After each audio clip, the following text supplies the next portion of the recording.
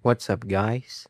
In today's video, I'll show you how to remove a person from a photo using Gemini AI. First, open your browser and go to Gemini. Sign in with your Google account. Once you're in, click the plus icon and upload the photo you want to edit.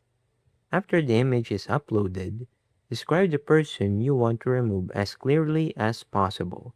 For an example, you can say, remove the person on the right and keep everything unchanged. Then submit your prompt and wait for Gemini to process the image. Once it's finished, check the result and make sure the correct person was removed. If you're happy with the result, simply download the edited image. And that's how you can quickly remove a person from a photo using Gemini AI. If you found this tutorial helpful, don't forget to leave a like and subscribe.